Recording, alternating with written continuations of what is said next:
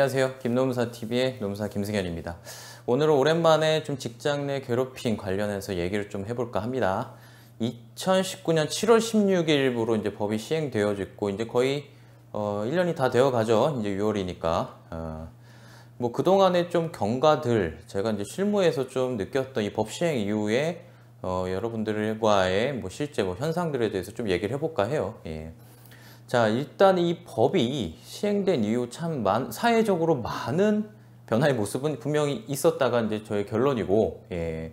그럼에도 불구하고 아직도 뭐 예상대로 많은 보완은 해야 된다라는 것이 이제 결론입니다. 예. 이 결론을 가지고 구체적인 내용을 좀 설명드리려 해요. 자, 첫 번째로 직장 내 괴롭힘을 입자는 수사를 진행하고 괴롭힘이 있었는지 여부를 궁극적 판단해서 시정 명령을 내리고 하는 기관은 여러분 각 급에 있는 노동부입니다. 노동부. 뭐 청들이 다 있죠. 뭐 서울만 해도 뭐 남부, 서부, 북부 뭐 다 지청이 따로 있죠. 노동청에서 근로감독관이 수사를 지휘 감독하고 시정 명령을 내리고 이런 절차를 진행되게 됩니다. 그런데 노동청마다 지금 직장 내 괴롭힘 수사 지침이라든가 수사 방향 또는 처분에 대해서 어떤 가이드가 좀 다른 것 같아요. 저희가 전국적으로 좀 직장 내 괴롭힘을 그간 1년 동안 좀 많이 수행을 했습니다. 뭐 서울에서도 하고 부산에서도 하고 뭐 충청권에서도 해보고 다 해봤는데 기준이 각각 좀 많이 다르다는 걸 제일 많이 느껴요. 뭐 예컨대 뭐 직장 내 괴롭힘 방법이 어떤 처분을 통해서 하기도 합니다. 인사명령이라든가 어떤 배치자원 처분이라든가 뭐 징계라든가 이런 걸 통해서도 하는데, 여기에 대해서 판단을 할 것인가 말 것인가에 대해서 각 노동부마다 마다 기준이 좀 다른 걸 많이 좀 봐요. 예. 뭐 예를 들어 부산에서는 우리는 노동위원회가 판단하고 법원이 판단하는 뭐 위법성, 부당성에 대해서는 전혀 판단하지 않겠다라고 하는 노동 근로감독관도 있었던 반면에, 또 어떤 근로감독관은 적극적으로 나서서 자기 판단을 해버리기도 하고 정말 천차만별이었다는 거, 이 점을 하나 좀 확인을 할 수가 있다. 이게 첫 번째. 두 번째, 노동위원회와 노동부가 서로 업무 미루기를 하고 있는 모습을 좀 뚜렷이 볼 수 있다. 자, 노동위원회는 노동부가 직장 내 괴롭힘을 담당하는 주무관청이고, 그러므로 우리는 판단하지 않겠다. 즉 직장 내 괴롭힘이 배치전환이다, 직장 내 괴롭힘이 인사명령이다, 직장 내 괴롭힘을 원인으로 한 뭐 징계 처분이다를 판단하지 않겠다라는 노동위원회의 모습을 보이기도 하고 있고, 노동부는 또 거꾸로 노동위원회가 판단할 거라고 서로 판단을 않겠다고 미루는 경향도 정확히 좀 보여주고 있습니다. 또 이제 거꾸로 다른 반면으로는 또 노동위원회가 괴롭힘이 맞다라고 판단을 또 하기도 해요. 한마디로 기준을 잘 모르겠다. 왔다리 갔다리 서로 핑퐁하고 있고 행정기관 간에 지금 교통정리가 안 되고 있다라는 것이 현재 1년의 지난 후의 모습입니다. 예. 자, 세 번째.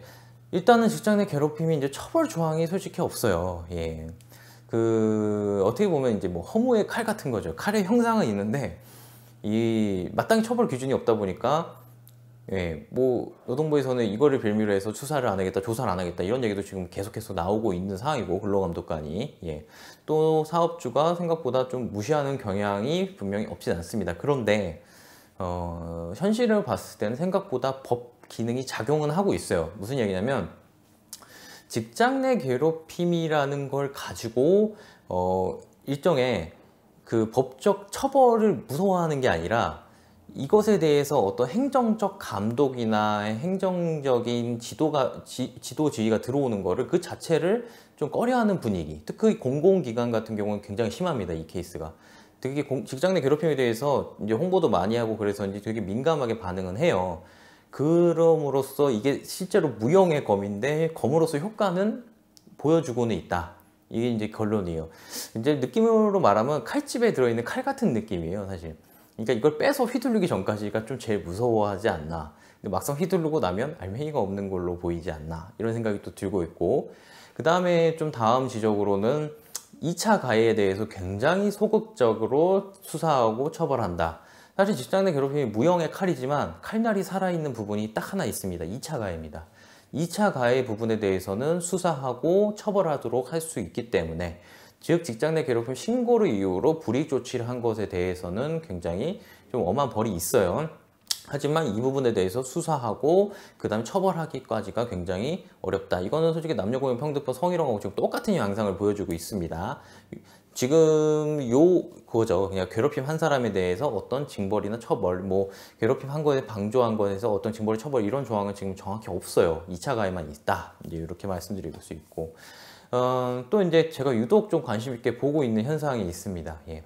직장 내 괴롭힘에 관련한 법률을 노동자만 사용하느냐? 아니다. 직장 내 괴롭힘은 지금 현재 사용자도 적극적으로 컨설팅 구조조정 수단으로 이용하기 시작한 경향을 분명히 볼 수는 있어요. 예. 특히 매니저급이나 관리자급인 노동자들이 많이 주의하셔야 되는데요. 평상시에 직장 내 괴롭힘에 관한 법률이 어떻게 작용하는지는 몰라지만 이것에 한번 회사가 의지를 가지고 이 법을 이용해서 어떤 구조조정을 실시하겠다 그러면 컨설팅을 이용해서 지금 하는 모습이 뚜렷하게 보여지고 있어요. 예. 예컨대 정상적으로 일을 했던 어디 매니저급 직원을 날리기 위해서 팀원들에게 어떠한 탄원서를 조직을 회사가 합니다. 조직을 해서 그 내용 하나로도 날려버릴 수 있는 그런 키로 쓰기도 합니다. 왜 이런 현상이 가능하느냐? 직장 내 괴롭힘인지 아닌지 1차 판단권자가 회사이기 때문이에요. 예. 자, 그 말은 무슨 말이냐? 여기서 중한 벌을 줄지 약한 벌을 줄지 여부도 회사가 전적으로 결정을 할 수가 있다는 의미입니다. 그럼 내가 날리고 싶은 사람에 대해서 기획을 해서 중한 벌을 줄 수도 있고 약한 벌을 줄 수도 있고 회사가 다 할 수 있다는 얘기예요. 그러니까 회사는 이걸 역으로만 이용하면은 구조조정의 어떤 방법으로 쓸 수 있다. 최근에 분명히 이건 누군가 컨설팅하는 양상이 보여지고 있다. 이렇게 좀 말씀을 드릴게요. 어떻게 보면 이제 이 법에 예측하지 못한 양날의 폐해가 이제 분명히 이제 보여지고 있는 거죠. 뭐 마찬가지입니다. 사실 뭐 코로나19 사태로 인해서 우리가 이제 뭐 어렵다는 뭐 업계, 항공업계도 그렇고 여행업계도 그렇고 분명히 어려운 건 알겠는데요. 그걸 이용해서 구조조정을 하려는 불필요한 구조조정까지 나아가려는 회사의 모습도 보여주고 있어요. 그러니까 자본이란 것은 기회를 가지고 있으면 그 기회를 역용할지도 알고 있다라는 것을 여러분에게 좀 하나 말씀드릴게요. 직장 괴롭힘은 무조건 노동자의 법 아닙니다. 머리 쓰는 사람을 위한 법이에요. 분명히. 예. 야, 결국에는 지금 뭐 실효성에 대해서도 이제 뭐 의문이 있고, 결국에는 왜 법이 탄생했느냐에 뭐 의문도 있는 분들도 있고, 왜냐면 굉장히 신고는 많은데 사실은 처벌이 이루어지는 경우도 경미하고, 뭐 그런 말씀을 많이 하세요. 다만, 이 법이 지금 현실에서 굉장히 세게 작동은 하고 있다라고 좀 판단을 하고 있어요. 예. 특히 좀 징벌이나 처벌에 대해서 엄격하게 증거를 요구하고 저희가 입증을 요구하고 사실 확인을 요구하는 경우가 많이 있어요. 징계나 징벌에 대해서. 그런데 유독 직장 내 괴롭힘은 성희롱 사건과 마찬가지로 어떤 다수의 진술 또는 다수의 구두의 뭐 느낌상의 이유, 그러니까 뭐 이렇게 느껴졌다 이런 행위를 가지고 처벌을 나아가는 경위도 분명히 좀 많아진다는 특징을 좀 보여주고 있어요. 그러니까 좀 다소 다르죠. 뭐 명확한 입증을 통해서 어떤 불이익 처벌뿐만 아니라 어떠한 뭐 구체적 심증의 형성을 통해서도 처벌을 하는 그런 경향도 좀 보여주고 있다. 이렇게 말씀드릴게요. 뭐 처벌은 뭐 양날이에요. 지금 현재 뭐 공공기관에서는 굉장히 세게 처벌하고 있고 지금 현재 그런 모습을 좀 보이고 있습니다. 또는 일반 사업주항에서는 정말 솜방망이 처벌을 하고 있고 괴롭힌 가해자에 대해서 결국 회사의 선택에 따라서 지금 좌지우지 되는 좀 그런 경향이 보이고 있습니다. 자, 그래서 이런 현상이 1년 동안 저희가 쭉 보한 결과 입법적인 대안은 반드시 좀 보강이 되어야 된다. 예. 사용자가 자의적인 선택을 할 수 있게끔 하는 이 프로세스가 괜찮느냐, 네. 여기 대해서 좀 제동장치가 필요하지 않느냐, 그리고 명확하게 제3의 기구에서 괴롭힘인지 아닌지를 좀 판단을 받는 절차도 필요하지 않느냐. 뭐 예컨대 뭐 사용자가 보기에는 같은 뭐 50만큼 잘못했는데 사용자가 50짜리를 100으로 처벌하고 싶으면 100으로 하고 30으로 처벌하고 싶으면 30으로 처벌하고 이런 지금 상황이 벌어지고 있는 이것은 분명히 좀 개선되어야 될 점이 아닌가라고 지금 생각하고 있습니다. 예, 직장 내 괴롭힘 1년 아직 뭐 부족한 것도 말고 갈 길도 많습니다. 여기 대해서 이제 김nom사 TV에서도 뚜렷이 보고 저희도 전략을 계속 짜내고 유동적으로 지금 대응을 하고 있는데요. 예, 궁극적으로는 뭐 바뀌어야 될 부분은 바뀌어야 되죠. 예.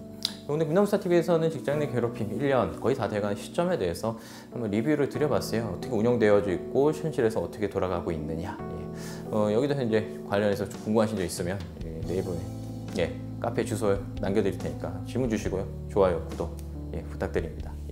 오늘 여기까지 하겠습니다. 감사합니다.